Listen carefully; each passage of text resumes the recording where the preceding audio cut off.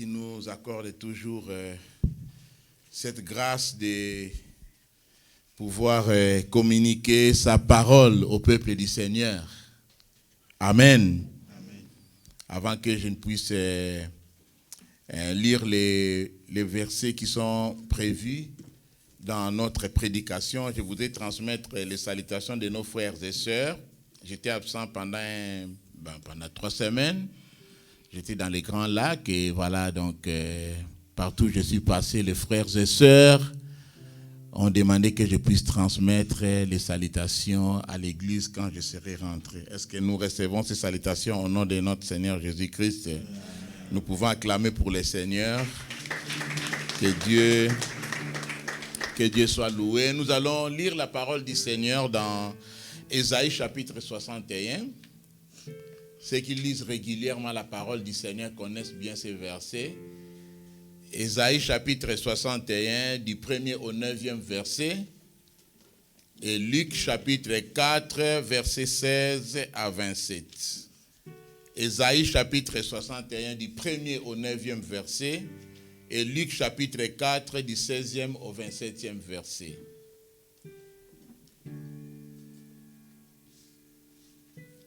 Avant de lire ces 2 livres, je voudrais qu'on puisse se rappeler du message du dimanche passé. Quelqu'un peut nous rappeler, Église du Seigneur, ce qui était question le dimanche passé? Quelqu'un peut nous rappeler, celui qui a retenu? Grandir dans l'amour. Quel était le point central de la prédication? Quelqu'un peut dire? Parce qu'on ne peut pas être seulement des auditeurs qui sont là à oublier seulement comme ça. C'est un enseignement que nous devons porter en nous. Nous devons nous approprier ce qu'on nous enseigne. Qu'est-ce qui a compris quelque chose à travers cette prédication? Une parole qui t'a touché, une vérité qui t'a touché.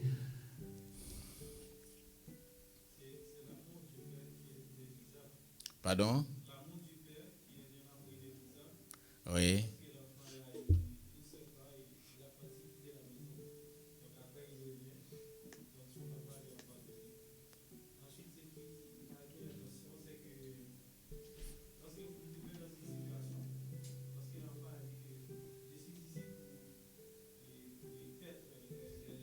Mm-hmm.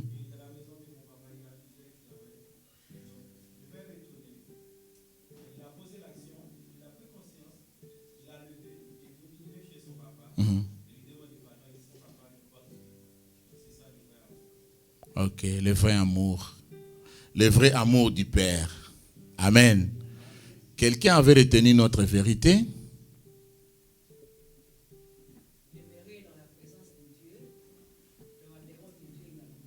Ok.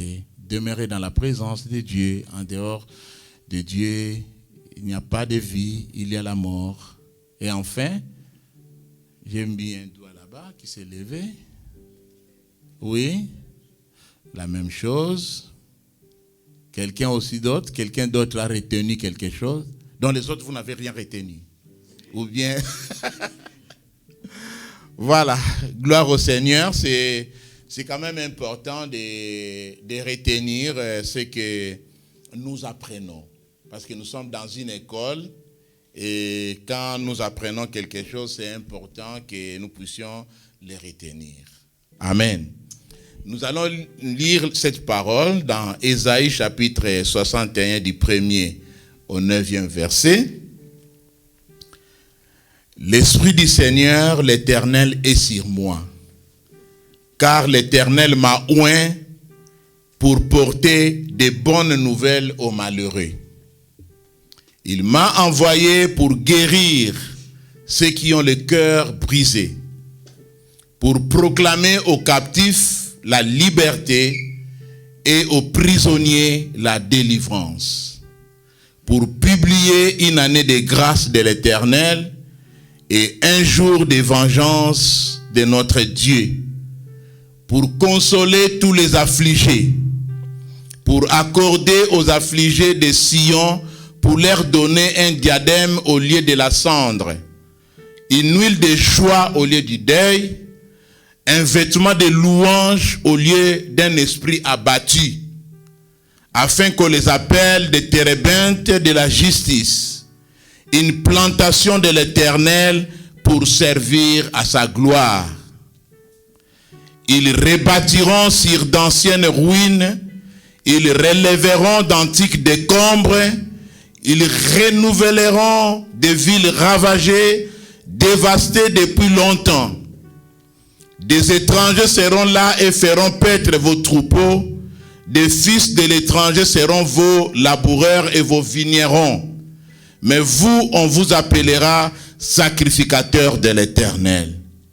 On vous nommera serviteurs de notre Dieu. Vous mangerez les richesses des nations et vous vous glorifierez de leur gloire. Au lieu de votre opprobre, vous aurez une portion double. Au lieu de l'ignominie, ils seront joyeux de leur part. Ils posséderont ainsi les doubles dans leur pays et leur joie sera éternelle. Car moi, l'Éternel, j'aime la justice, je hais la rapine avec l'iniquité. Je leur donnerai fidèlement leurs récompenses et je traiterai avec eux une alliance éternelle. Leur race sera comme parmi les nations et leur postérité parmi les peuples. Tous ceux qui les verront reconnaîtront qu'ils sont une race bénie de l'Éternel. Amen. Nous pouvons aller dans Luc au chapitre 4. Luc chapitre 4, du 16e au 27e verset. Jésus dans la synagogue de Nazareth. Il s'est rendu à Nazareth où il avait été élevé et selon sa coutume, il entra dans la synagogue le jour du sabbat. Il s'éleva pour faire la lecture et on lui remit le livre du prophète Ésaïe. L'ayant déroulé, il trouva l'endroit où il est écrit « L'Esprit du Seigneur est sur moi, parce qu'il m'a oint pour annoncer une bonne nouvelle aux pauvres. Il m'a envoyé pour guérir ceux qui ont le cœur brisé, pour proclamer aux captifs la délivrance et aux aveugles le recouvrement de la vue, pour renvoyer libres les opprimés, pour publier une année de grâce du Seigneur. » Ensuite, il roula les livres, les remit aux serviteurs et s'assit. Tous ceux qui se trouvaient dans la synagogue avaient les regards fixés sur lui. Alors il commença à leur dire, « Aujourd'hui, cette parole de l'Écriture que vous venez d'entendre est accomplie. » Et tous lui rendaient témoignage. Ils étaient étonnés des paroles de grâce qui sortaient de sa bouche et il disait, « N'est-ce pas là le fils de Joseph ?» Jésus leur dit, « Sans doute vous m'appliquerez ces proverbes, médecin, guéris-toi toi-même. Et vous me direz, fais ici dans ta patrie tout ce que nous avons appris que tu as fait à Capernaum. Mais, ajouta-t-il, je vous le dis en vérité, aucun prophète n'est bien reçu dans sa patrie. Je vous le dis en vérité, il y avait plusieurs veuves en Israël du temps d'Élie, lorsque le ciel fut fermé 3 ans et 6 mois, et qu'il y eut une grande famine sur toute la terre. Et cependant, Élie ne fut envoyé vers aucune d'elles, si ce n'est vers une femme veuve à Sarepta dans le pays de Sidon. Il y avait aussi plusieurs lépreux du temps d'Israël, du temps d'Élie, les prophètes, et cependant aucun d'eux ne fut purifié, si ce n'est Naaman le Syrien. Amen. Le thème que je voudrais partager avec nous ce matin, c'est « Oint pour être utile ». Quand nous lisons dans les 2 versets, ce mot revient. Oint, l'Esprit du Seigneur m'a oint. Oint pour être utile. Le terme oint vient du mot onction et du verbe oindre. Et d'une manière générale, quand on parle de oindre, on fait allusion à l'huile qu'on verse sur la tête de quelqu'un. Et du point de vue biblique, quand on parle de l'onction, c'est donc l'application d'huile sainte. C'est les définitions que nous avons eues. Et parfumée sur une personne pour la consacrer à Dieu, pour mettre cette personne à part pour un service particulier. Et quand nous lisons dans l'Ancienne Alliance, je pense que quand nous avons commencé ces thèmes, le thème sur la maturité, nous avons abordé l'aspect du Saint-Esprit. Et une fois, Lionel nous a parlé de la manière dont les serviteurs dans le passé étaient oints. Et donc, dans l'Ancienne Alliance, l'onction d'huile était faite à une catégorie de personnes pour une mission particulière. Par exemple, quand il s'agissait d'un prophète qu'on voulait, à qui on voulait transmettre, Dieu voulait transmettre une parole, donc cette personne était mise à part. Il y avait aussi des rois qu'on devait oindre. Il y a aussi des sacrificateurs, des grands prêtres et aussi des guerriers. Quand quelqu'un devait aller en guerre, on devait aussi oindre. Donc c'était une manière de le mettre à part et de lui confier une mission particulière. Et nous lisons dans la Bible, quand nous lisons dans Exode chapitre 30, la parole de Dieu nous dit, avec cette huile, tu consacreras par onction. Donc l'onction aussi se faisait sur les objets, comme signe de consécration de la chose, de la mise à part de la chose pour, un service particulier. L'onction d'huile faisait aussi partie de la procédure de guérison. Et c'est ainsi que même Jacques aussi va parler de cela. Quand quelqu'un est malade parmi vous, qu'il appelle les anciens qui vont prier pour la personne et qui vont appliquer l'huile.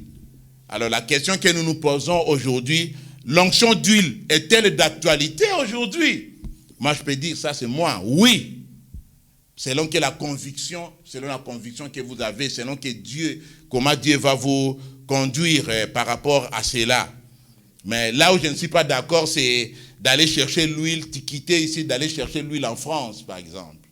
Ou d'aller chercher l'huile en Israël. Là, c'est moi, là, je ne suis pas d'accord. Mais parce qu'on est tous serviteurs de Dieu, et la manière dont Dieu nous conduit, c'est cette manière-là que nous pouvons faire par conviction, on peut bien le faire. Donc, dans l'Ancien Testament, l'onction d'huile était réservée à une classe, à une tribu particulière, pour un travail précis. Aujourd'hui, dans la Nouvelle Alliance, avec Jésus-Christ, l'onction est pour tous les enfants de Dieu. Vous êtes d'accord avec moi? L'onction est pour tous les enfants de Dieu. Amen. Les enfants de Dieu appelés, lavés par le sang de Jésus-Christ. Amen. Amen. Nous avons tous l'onction, n'est-ce pas? J'espère il y a ceux qui ont encore des doutes. Si vous avez des doutes, mais il faut demander. Nous avons tous l'onction de Dieu. Hein? Dieu nous a appelés et il nous a mis à part. Il n'y a pas une catégorie de gens aujourd'hui dans notre génération, mais nous tous, nous sommes censés servir donc le Seigneur. Nous avons tous donc une onction spirituelle. L'onction, ce n'est pas un terme sophistiqué. Ce n'est pas un terme mystique comme les papes, parce qu'il y a des gens qui n'aiment pas prononcer ces mots. Ce n'est pas un terme mystique. L'onction, c'est simple. La définition, c'est comme je viens de vous donner là. Donc, la définition, elle est simple. Donc, nous avons tous une onction spirituelle et nous sommes tous censés être au service de Dieu pour accomplir la mission pour laquelle Dieu nous a appelés. Amen. C'est le sens même de l'Église. Quand on donne la définition de l'Église, l'Église, au sens original grec, Ecclésia signifie ekkaleo. Donc, c'est des gens qui ont été appelés hors d'eux. Donc, nous, on est appelés hors du monde. Nous sommes dans le monde, mais nous ne sommes plus du monde. C'est-à-dire, nous ne pouvons plus copier ce qui se passe dans le monde. Nous sommes mis à part pour le Seigneur. Amen. Nous sommes appelés hors d'eux, nous sommes appelés en dehors d'eux. Nous sommes là, le Seigneur nous a mis ensemble pour un but précis. Donc, nous devons comprendre ce matin que Dieu ne nous a pas créés pour rien. Dieu ne t'a pas créé pour rien. Dieu n'a pas créé des êtres inutiles. Dans ce monde, il n'y a pas des êtres inutiles. Quand Dieu crée Adam, c'est pour un objectif, déjà dès le départ. Quand Dieu crée même le monde, c'est pour un objectif. Et quand il crée Adam, il le prend il les place dans le jardin d'Éden. C'est pour cultiver. Lui-même, Dieu dit, je te place pour cultiver. Il lui donne le pouvoir, l'autorité même de nommer les animaux. De nommer les animaux qui étaient au jardin d'Éden. C'est-à-dire, l'homme a ce pouvoir-là. Quand Dieu t'appelle, il te donne tous les pouvoirs, toute l'autorité. Même ta bouche a un pouvoir. Même ton regard a un pouvoir. C'est ainsi que nous devons faire attention avec nos bouches. Les gens parfois qui injurient leurs enfants, niama, donc bête, ce n'est pas bien. Ça c'est très important. Vous êtes d'accord avec moi? Ça c'est très très important parce que Dieu a mis un pouvoir, une autorité dans notre bouche et nous devons faire attention de la manière dont nous utilisons cela. Nous utilisons cela. Donc sache que tu n'es pas une créature inutile. Beaucoup de gens se sentent sous-estimés dans leur vie. Beaucoup de gens disent qu'ils sont nuls. On entend des enfants dire, ah mais papa, moi je suis nul. Non, tu n'es pas nul. Amen. Même si ce monde te qualifie de nul, mais toi tu n'es pas nul. Ne te sous-estime pas. Il y a des gens qui disent qu'ils ne savent pas ce qu'ils font dans ce monde. Je ne sais pas ce que je suis venu faire dans ce monde. J'ai envie de mourir. Il y a des gens qui n'attendent que la mort. J'avais vu quelqu'un qui n'attendait que la mort. Il avait déjà préparé son cercueil et il dormait dans le cercueil. Il n'attendait que la mort.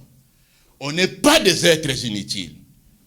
Tu n'es pas condamné même dans cette vie ou dans cette situation que tu es en train de traverser dans ta vie. Tu n'es pas condamné.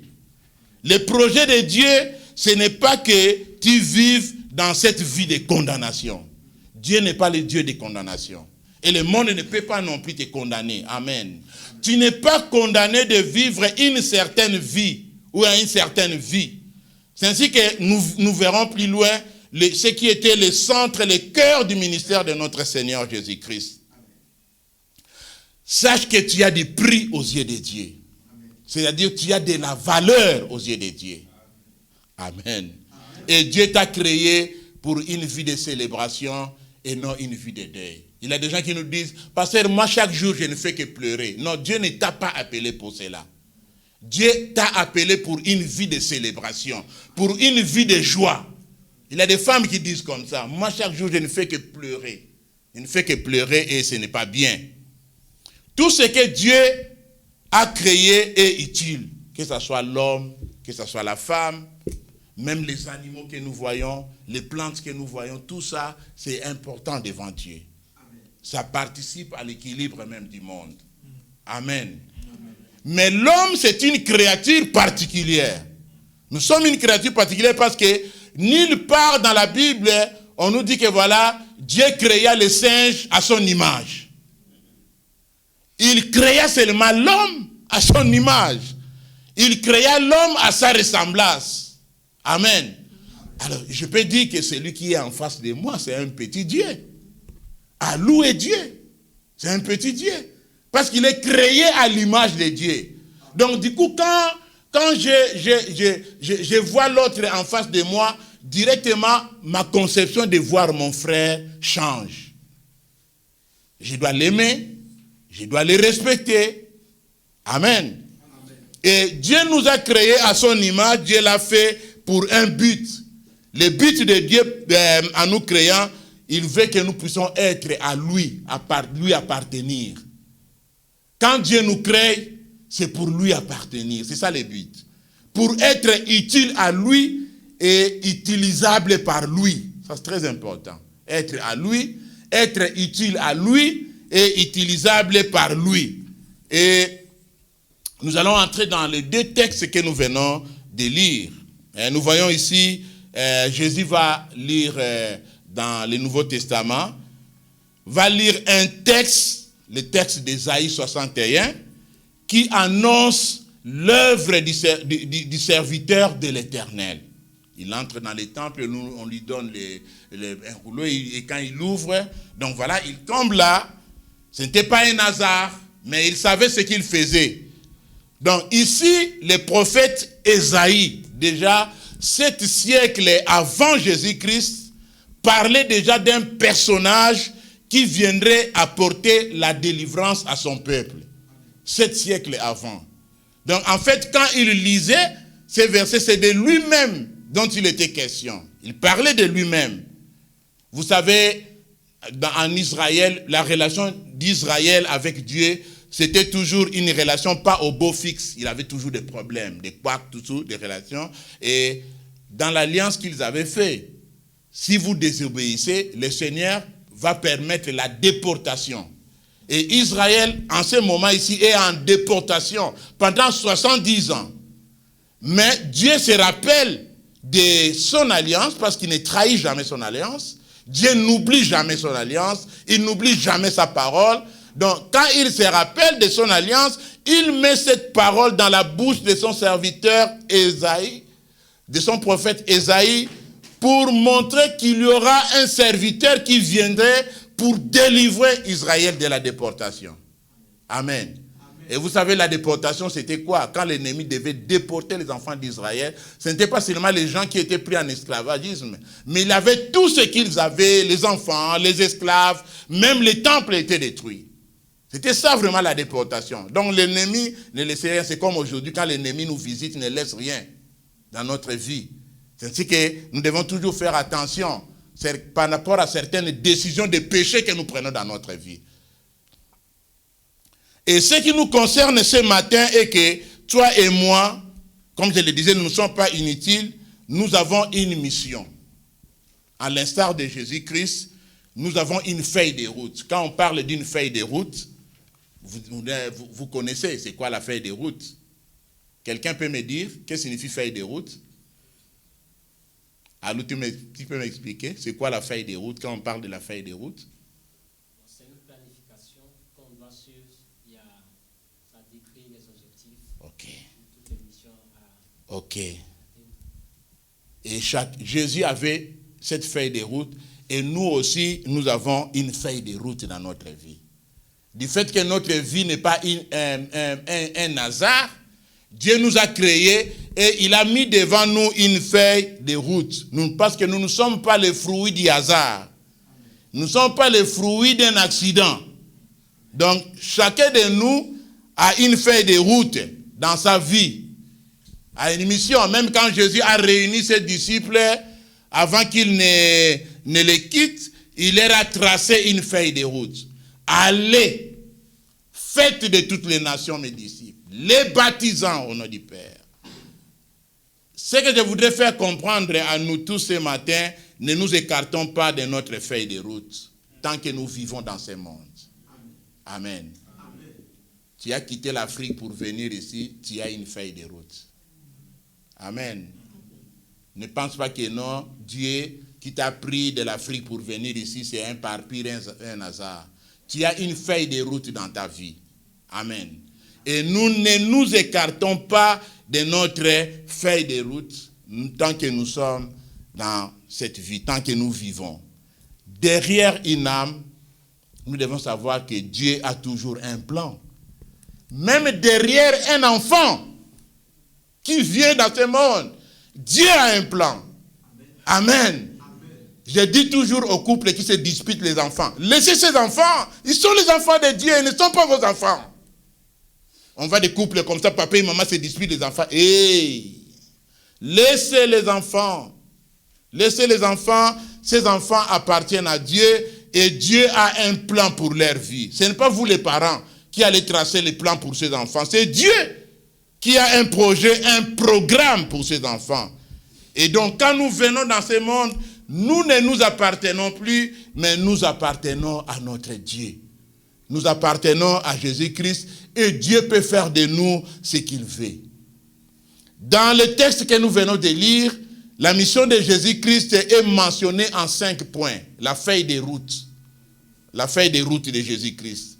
Je vais parler de ces 5 points, de ces grandes lignes de la feuille de route qui est aussi pour nous en tant qu'Église aujourd'hui. Ce qui doit nous caractériser comme feuille de route. On est un, c'est ce que je dis, on est un pour être utile. Nous avons une feuille de route de Dieu à suivre.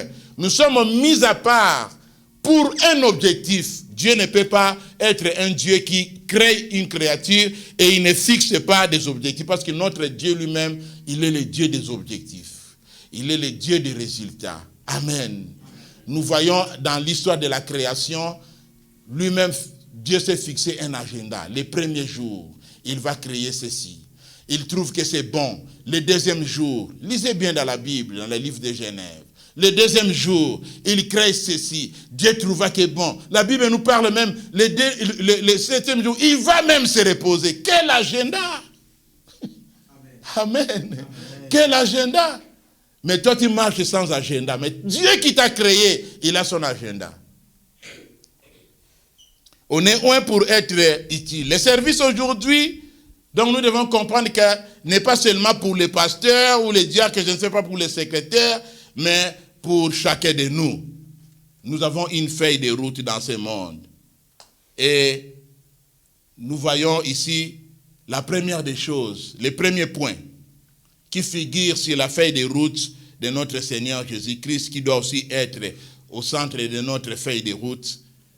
La Bible nous dit, parce qu'il m'a oint pour faire quoi? Quelqu'un peut dire? On venait de lire ça. L'Esprit du Seigneur est sur moi, parce qu'il m'a oint pour annoncer. Annoncer la bonne nouvelle. Annoncer la bonne nouvelle, c'était au centre du ministère de notre Seigneur Jésus-Christ. Amen. Partout où Jésus-Christ est passé, c'était la bonne nouvelle. Jésus-Christ n'a jamais annoncé une mauvaise nouvelle. C'était la bonne nouvelle. Donc nous sommes des messagers, loin de l'Esprit de Dieu pour un but. Dans le livre d'Ésaïe que je viens de lire, on nous dit, pour porter de bonnes nouvelles aux malheureux. Dans le Nouveau Testament, on parle de pauvres, mais ici on parle de malheureux. Un malheureux, c'est toute personne, du point de vue spirituel, c'est toute personne sans Christ. Et nous devons aller dire à ces gens-là qui sont sans Jésus-Christ, nous devons leur amener la bonne nouvelle pour leur dire que sans Jésus-Christ, on n'est rien. Mais avec Jésus-Christ, on est riche, pas seulement financièrement, mais nous avons une richesse. Notre ministère, notre travail a de la noblesse. C'est un noble ministère. Amen. Amen. Première des choses, la première des choses que Jésus-Christ a fait dans son ministère, dans sa feuille de route, que nous aussi, nous devons avoir, c'est porter des bonnes nouvelles, porter la bonne nouvelle. Dans notre société, il y a des gens qui sont riches, mais qui sont malheureux. Il y a des gens qui sont riches, mais qui sont malheureux. Et ils ont besoin de cette bonne nouvelle. Et quand nous lisons même dans Luc, toujours dans Luc chapitre 4, verset 22, il nous dit, tous lui rendaient témoignage parce qu'ils étaient étonnés, on nous dit, des paroles de grâce qui sortaient de sa bouche. Amen. Amen. Je prie le Seigneur qu'il mette en nous, même en moi, les paroles de grâce. Les paroles assaisonnées de sel. Ce monde, mes frères, notre environnement, ta femme, ton mari, tes enfants, ton entourage a besoin de nos paroles de grâce. Pas de paroles blessantes, mais a besoin de nos paroles de grâce. Parfois, je suis malheureux quand après un culte, un frère ou une sœur vient me dire en pleurant, telle personne m'a blessé. Les chrétiens se blessent entre eux. C'est pas bien. Oh, alléluia. C'est pas bien que les chrétiens se blessent. Et là, c'est pire encore. Après un culte, les chrétiens se blessent. Telle personne m'a dit ceci, m'a causé du tort. On ne peut pas se causer du tort. Normalement, non. Ça ne peut pas se faire.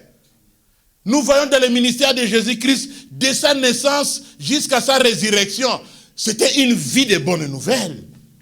Quand Jésus-Christ est né, quand l'ange vient se révéler, qu'est-ce qu'il va dire? Je vous annonce une bonne nouvelle. Amen. Dans la cité de quoi?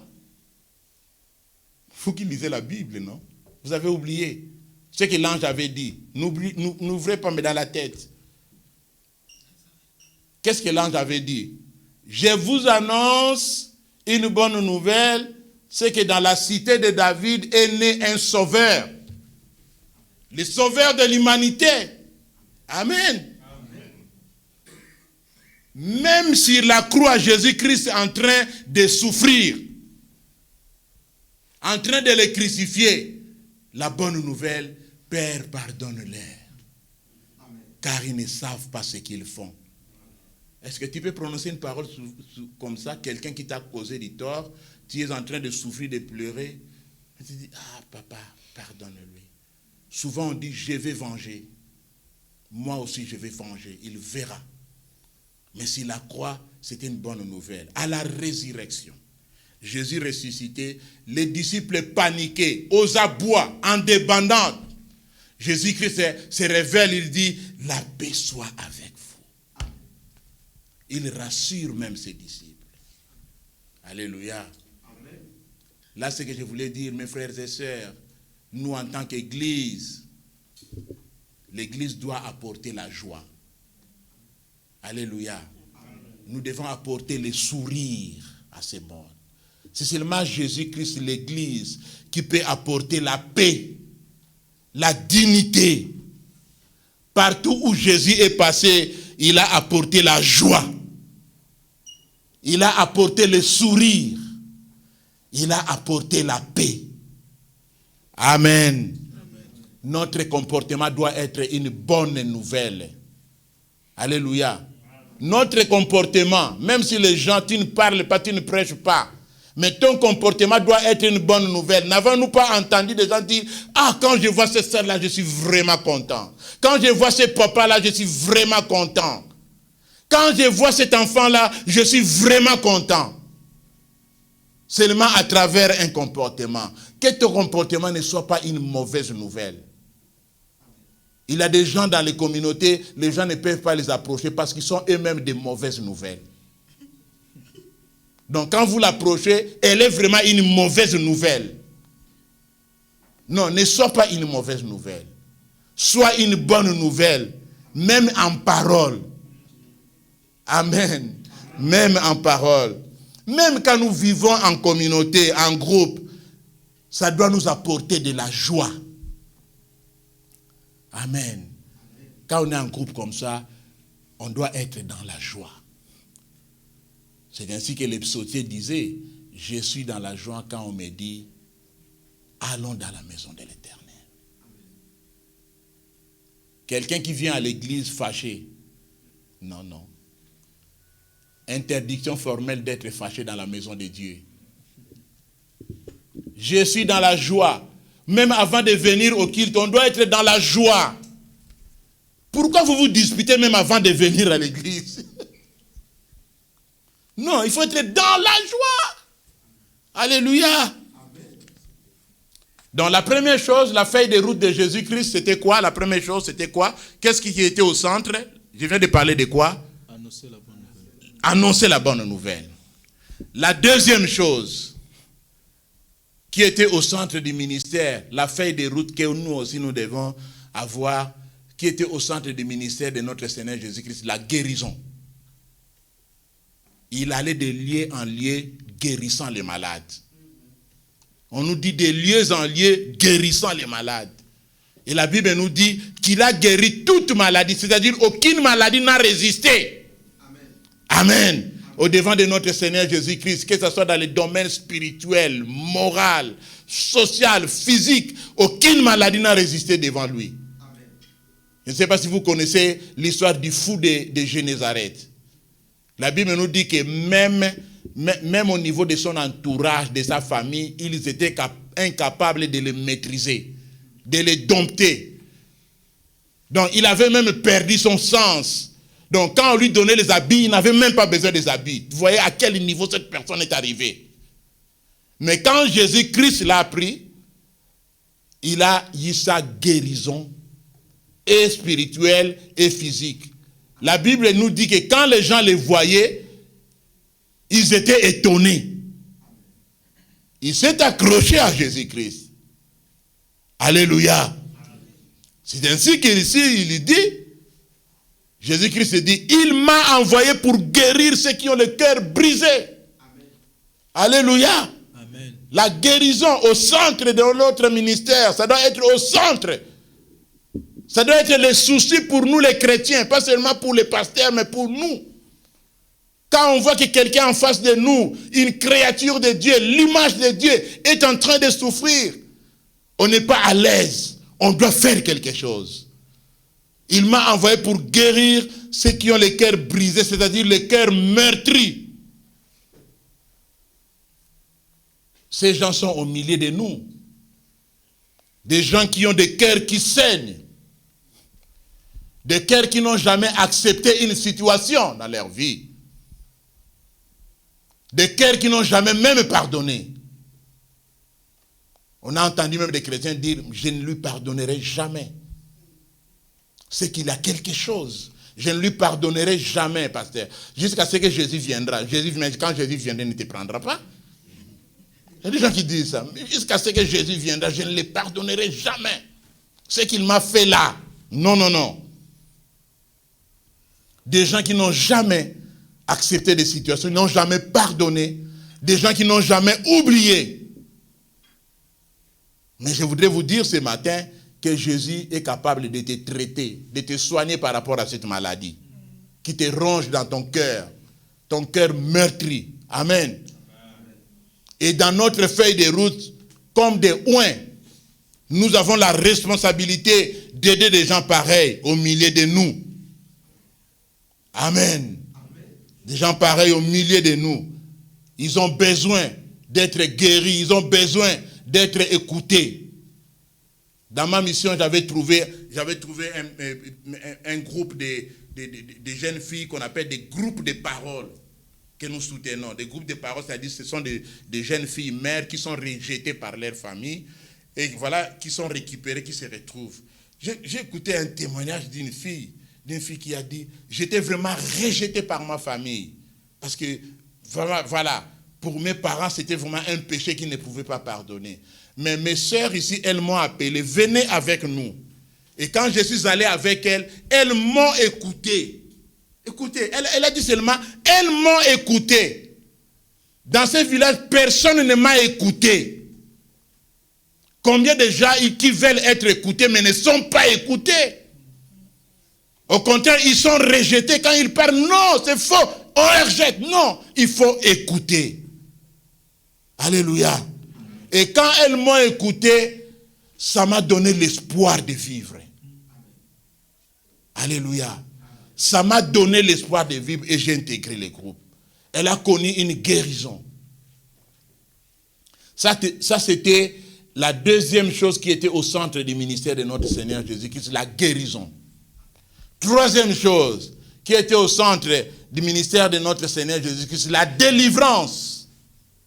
C'était aussi au centre de son ministère. C'était aussi la feuille de route de notre Seigneur Jésus-Christ. Amen. La délivrance fait référence à la libération, à la liberté. Quand quelqu'un est délivré, il est libéré, il est libre.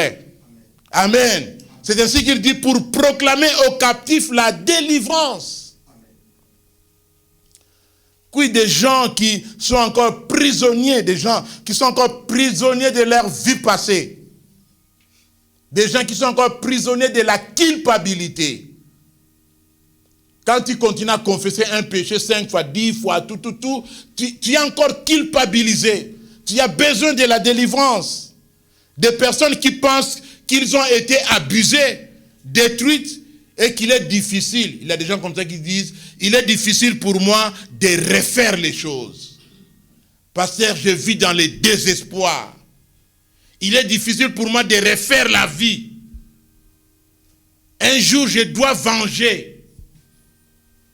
C'est comme quelqu'un comme ça qui se promenait toujours avec un couteau, qui disait toujours, le jour où je vais les rencontrer sur mon chemin, je vais les tuer. Je vais lui faire du mal. Mais le jour où il a rencontré cette personne-là, la personne s'est agenouillée pour lui demander pardon. Et il a jeté son couteau. Et c'était la délivrance même pour lui. Pas pour la personne, même pour lui. Si tu veux être délivré, tu dois jeter ce qu'il y a dans ton cœur. Alléluia. Amen. Tu dois vomir ce qu'il y a dans ton cœur pour que tu sois libre, pour que tu sois libéré. Écoutez ce que Ésaïe dit. Il dit dans Ésaïe 61, verset 4. Ils rebâtiront, ces gens-là, sur d'anciennes ruines. Ils relèveront d'antiques, ils renouvelleront des villes ravagées, dévastées. Trois verbes ici. Quand quelqu'un connaît une délivrance, sa vie est rebâtie. Il peut repartir. Parce que dans notre vie, c'est toujours possible de repartir. Même si on tombe si bas, comme on venait de le chanter, mais il a toujours possibilité de rebâtir. Il a toujours possibilité de se relever. Il a toujours possibilité de renouveler. L'ennemi est content quand tu tombes, tu restes vraiment comme ça, tu deviens méchant. On a vu des frères qui étaient des frères vraiment qui montaient, qui sont tombés, qui avaient du mal à se relever. Et qui sont devenus plus méchants que quand il était même païen. Mais Dieu, dans son amour, nous donne la possibilité de rebâtir nos vies, de nous relever et de renouveler ce que l'ennemi a ravagé dans notre vie, a dévasté. Donc là, je parle des trois choses que Dieu promet dans ce processus de délivrance. Il est encore moyen, c'est encore possible de rebâtir, de relever et de renouveler. Toi qui es captif aussi d'un péché qui te détruit, tu peux rebâtir, tu peux te relever et tu peux renouveler les choses dans ta vie. Amen. Amen. Nous allons passer à la quatrième chose. La troisième chose, je parle de quoi? Qu'est-ce qui était au centre du ministère de Jésus-Christ? La délivrance. Quatrième chose, je vais terminer, il me reste encore quelques minutes. Il parle du recouvrement de la vie et renvoyer libres les opprimés. Quand on parle du recouvrement de la vie, c'est une personne aveugle, une personne opprimée, qui est une personne aveugle, c'est une personne qui est incapable de faire valoir ce qu'il a de précieux dans sa vie. L'ignorance, c'est la grande maladie de notre société. L'ignorance, c'est plus qu'à l'époque, on disait que c'est plus que le sida, mais aujourd'hui, l'ignorance, c'est plus que le corona. C'est une grande maladie. Quand on ignore, c'est une grande maladie. Vous savez, dans la Bible, il y a quelqu'un qui ignorait la noblesse de sa vocation, Judas. Qui ignorait la valeur de sa vocation comme disciple. Vous savez ce qu'il a fait? Il s'est permis de vendre son identité à cause de quelques pièces d'argent. Vous savez, quand on ignore la valeur de son identité, on peut se permettre n'importe quoi. Je crois que quelqu'un allait dire Amen. Quand on ignore la valeur de son identité, on peut se permettre n'importe quoi. Mes frères et sœurs, on est précieux devant Dieu. Notre identité, je vois dans certains pays, quand les gens défendent leur identité, vous dites, s'ils défendaient comme ça en tant que chrétiens, en tout cas, ça c'est bien. Et nous devons défendre notre identité en tant que chrétiens. Nous ne sommes pas les moindres. Il ne faut pas être honteux quand on vous appelle chrétien. Alléluia. C'est une identité que nous devons préserver. C'est une vocation que nous devons préserver. Donc, devant des difficultés, on ne peut pas se permettre n'importe quoi et se vendre. Nous ne pouvons pas vendre notre identité. Parfois, quand nous arrivons ici en Europe, à cause de toutes ces difficultés que nous avons parfois, nous nous permettons n'importe quoi. Et nous vendons notre identité. Nous vendons nos droits. Et Jésus-Christ est venu pour instruire l'ignorant. Quand on dit, voilà, pour recouvrement de la vie, c'est pour instruire l'ignorant. Parfois, nous ignorons. Nous ignorons les valeurs que nous avons en nous. Nous ignorons la richesse que nous avons en nous. Et donc, Jésus-Christ est venu pour nous aider à comprendre. Il est venu pour nous aider, pour nous libérer de l'aveuglement. L'aveuglement. Un aveugle ne voit rien. Ne voit rien de l'avenir. Et enfin, le dernier point, nous allons terminer par là. Qu'est-ce que le Seigneur Jésus-Christ est en train de dire? Quelqu'un peut lire ça?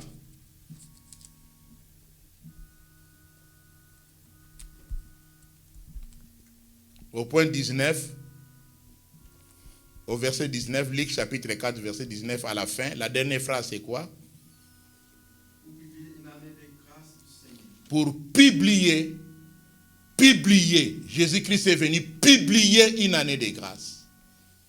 Parmi les points sur la feuille de route de notre Seigneur Jésus-Christ, publier une année de grâce. Une année de grâce, c'est une nouvelle vie. Pour publier une année de grâce du Seigneur, ici on fait référence à l'année de jubilé, à l'époque d'Israël. Quand nous lisons dans Lévitique 25, vous pouvez même lire tous les chapitres.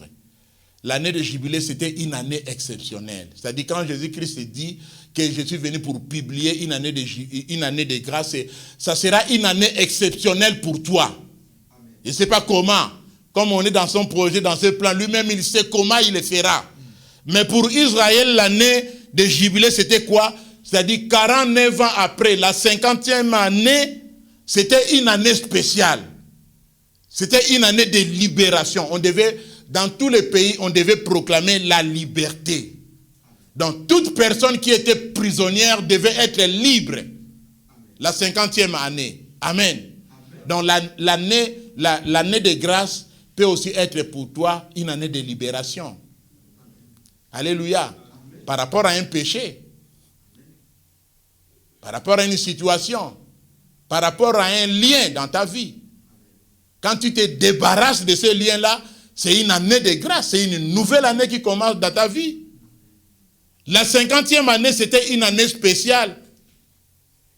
Une année où on moissonnait ce qu'on a sémé. Une année où on récoltait. C'est-à-dire 49 ans durant, les enfants d'Israël devaient cultiver. Mais la 50e année, personne ne devait cultiver. On ne devait que récolter. Amen. Est-ce que je me fais comprendre?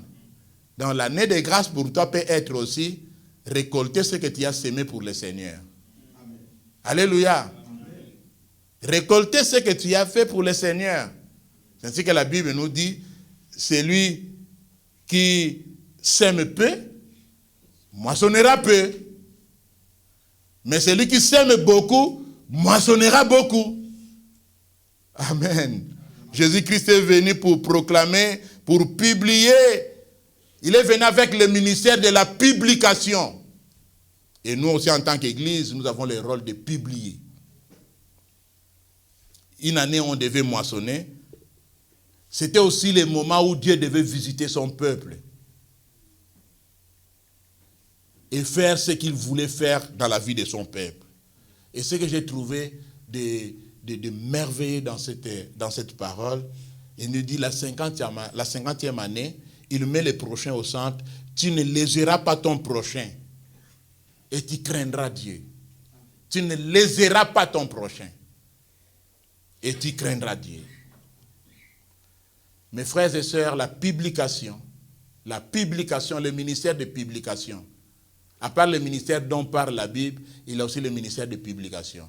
Il a aussi le ministère de la délivrance. Il a le ministère de la guérison. Le ministère de la bonne nouvelle. Amen. Ça doit faire partie de notre feuille de route. Et nous devons toujours prier et déclarer une année de grâce sur nos frères et sœurs.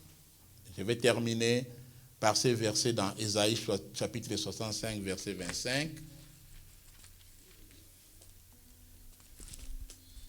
Ésaïe 65, je pense que je suis là, si je ne me trompe pas.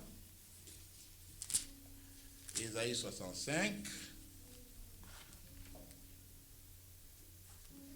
Qu'est-ce que Dieu promet?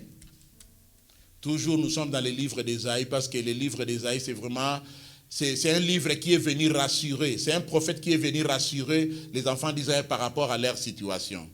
65, à partir du 25e verset, on peut commencer même à partir du 23e verset. Ils ne travailleront pas en vain. Et ils n'auront pas des enfants pour les voir périr. Car ils formeront une race bénie de l'Éternel. Amen. Et leurs enfants seront avec eux. Avant qu'ils m'invoquent, je répondrai. Avant qu'ils aient cessé de parler, j'exaucerai. Amen. Écoutez ce qui est important. Les loups et l'agneau paîtront ensemble. Vous connaissez les loups? Vous connaissez l'agneau? Est-ce qu'ils peuvent vivre ensemble?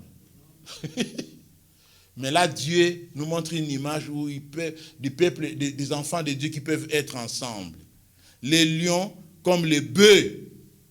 Les lions comme les bœufs mangera de la paille. C'est ce que Dieu promet à Israël. Le serpent aura la poussière comme nourriture et il ne se fera ni tort ni dommage sur toute ma montagne sainte, dit l'Éternel. Alléluia. Oint pour être au service du Seigneur. Que Dieu nous aide donc à comprendre cette parole et que nous puissions mettre en pratique ce que Dieu nous demande, cette feuille de route qui est sur notre chemin. Prions le Seigneur.